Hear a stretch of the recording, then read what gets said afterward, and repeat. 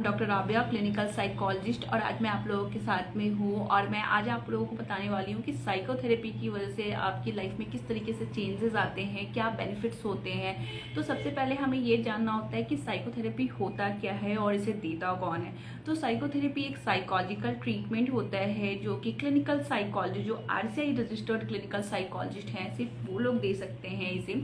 और चूंकि साइकोथेरेपी में बहुत सारी थेरेपीज होती हैं, लाइक कॉग्निटिव बिहेवियर थेरेपी होती है, मोटिवेशनल इन्हांसमेंट थेरेपी होती है, डायलेक्टल बिहेवियर थेरेपी होती है। तो इस तरीके से बहुत सारी थेरेपीज होती हैं जो कि एक क्लिनिकल साइकोलॉजिस्ट जानते हैं कि कौन सी थेरेपी जो है कब पेशेंट को देना है। क्योंकि अगर कोई पेशेंट को सब्सटेंस यूज डिसऑर्डर की प्रॉब्लम होती है, उस टाइम पे हम मोटिवेशनल इन्हांसमेंट थेरेपी देते हैं। अगर किसी पेशेंट में डिप्रेशन की प्रॉब्लम है या एंजाइटी की प्रॉब्लम है, थॉट से रिलेटेड ज़्यादा प्रॉब्लम हो रही है, उस टाइम पे हम कॉग्निटिव बिहेवियर थेरेपी प्रोवाइड करते हैं। कुछ पेशेंट में पर्सनालिटी की इश्यूज होते हैं या इमोशनल इश्यूज होते हैं, तो वहाँ पे हम डायलेक्टली बिहेवियर थेरेपी प्रोवाइड करते हैं अपने पेशेंट को। तो ये सिर्फ एक ट्रेंड क्लिनिकल साइकोलॉजिस्ट ही जानते हैं कि कौन सी थेरेपी हमें कब अपने पेशेंट को देना चाहिए।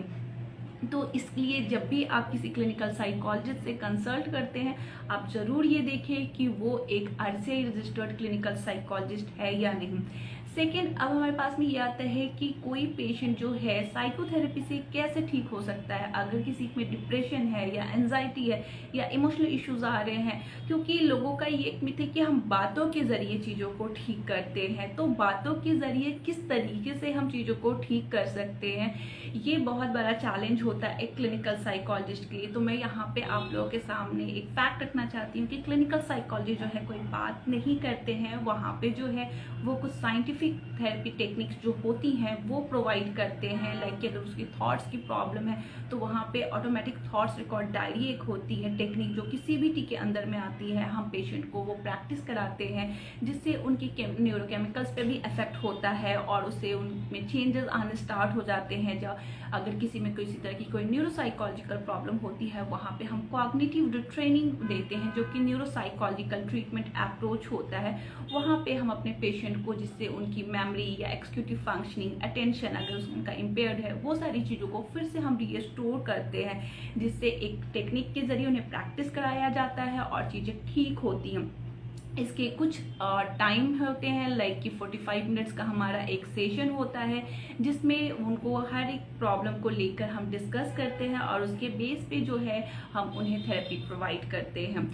देन अब पेशेंट होता है कि क्यों हम क्लिनिकल साइकोलॉजिस्ट पे ट्रस्ट करें, या फिर वो आपके पास क्यों आए, या वो आप पे क्यों उसे लगता है कि हाँ आप उसकी मदद कर पाओगे। तो क्लिनिकल साइकोलॉजिस्ट एक ऐसे ये कहते हैं कि जिसमें आप वो बायस्ड नहीं होते हैं, नॉन जजमेंटल होते हैं। इसके साथ साथ जो है वो आपकी फीलिंग को समझते हैं, लाइक कि वो आपको अंडरस्टैंड करते हैं कि हाँ आपकी जो भी प्रॉब्लम्स है वहाँ पे उनका अपना कोई जजमेंट नहीं होता है। वो आपको पूरी तरीके से सुनते हैं, आपको वैल्यू देते हैं, जहाँ पे आपको दुनिया बिल्कुल अलग कर देता है। क्योंकि जब आप डिप्रेशन में जाते हो, हर कोई आपका साथ छोड़ देता है, आपको सिर्फ अकेलापन लगता है, आपको लगता है कि मेरा कोई नहीं है इस टाइम पे।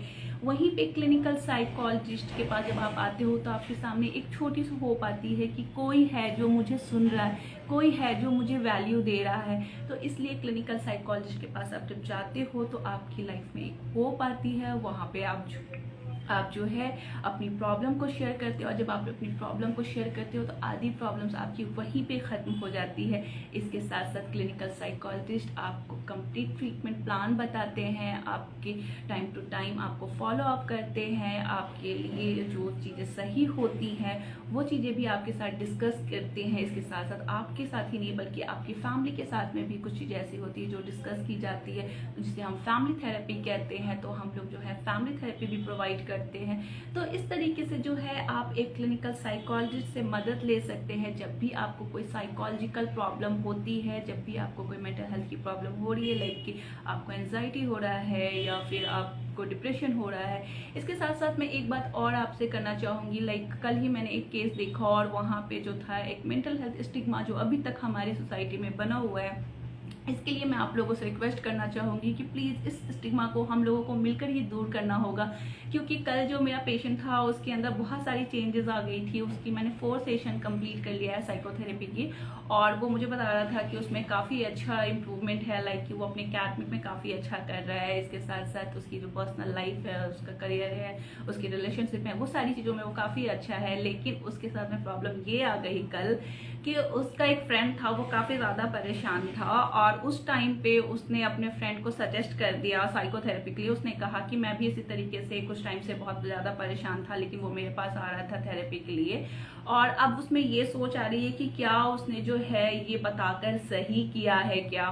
तो मैं उसके बाद में फिर वो मुझे बोल रहा है कि मैम क्या मैंने सही किया। तो मैंने पूछा कि क्यों, ऐसा आपको क्यों लगता है। तो उसने मुझे ये बताया कि लोग उसे जज करेंगे, जो उसका फ्रेंड है, अब उससे हो सकता है फ्रेंडशिप तोड़ दे, या फिर उसको लगेगा कि हाँ मैं तो पागल हूँ तो इसलिए मैं आपके पास आ रहा हूँ।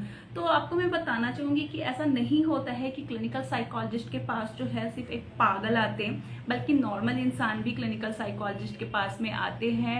जो लोगों के लाइफ में कुछ भी प्रॉब्लम्स हो रही है, लाइक करियर से रिलेटेड प्रॉब्लम हो सकती है, एकेडमिक प्रॉब्लम हो सकती है, रिलेशनशिप की प्रॉब्लम्स हो सकती है, तो वैसे लोग भी हमारे पास में आते हैं। इसके साथ साथ कुछ लोग ऐसे भी है जो इंटरव्यू की प्रिपरेशन के लिए भी आते हैं, जैसे कि कुछ लोगों के नॉलेज बहुत अच्छी होती है, लेकिन जब वो इंटरव्यू में जाते हैं तो वो उसको फेस नहीं कर पाते हैं, वो उनमें बहुत ज़्यादा एंजाइटी हो जाती है। तो वहाँ पे भी हमारा काफ़ी इंपॉर्टेंट रोल होता है, तो फिर वहाँ पे भी हम उनकी इंटरव्यू की प्रिपरेशन कराते हैं।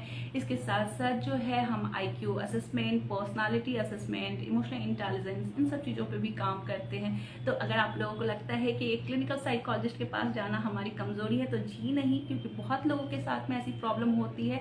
इसका मतलब है कि आप में उतनी ज़्यादा चीज़ें हैं कि आप अपनी प्रॉब्लम को रख सकते हैं, आप चीज़ों को बता सकते हैं, और आप इसके लिए आपके अंदर एक्सेप्टेंस है कि आप अपनी प्रॉब्लम को समझकर किसी की हेल्प ले रहे हैं। तो इसमें कोई बुराई नहीं है। आप क्लिनिकल साइकोलॉजिस्ट तरीके से आपको फिजिकल प्रॉब्लम्स होती है, उसी तरीके से आप अपनी साइकोलॉजिकल प्रॉब्लम्स के लिए भी क्लिनिकल साइकोलॉजिस्ट के पास जा सकते हैं। तो मुझे आप लोगों की हेल्प चाहिए कि जितना हो सकता है हम लोगों को मेंटल हेल्थ अवेयरनेस करना है, ताकि हम इन सब चीज़ों से, जो हमारे अंदर सबसे बड़ा स्टिग्मा हमारी सोसाइटी में बना है कि हम छुप कर जा रहे हैं किसी क्लिनिकल साइकोलॉजिस्ट के पास या साइकेट्रिस्ट के पास, उस चीज़ों को हमें ख़त्म करना है।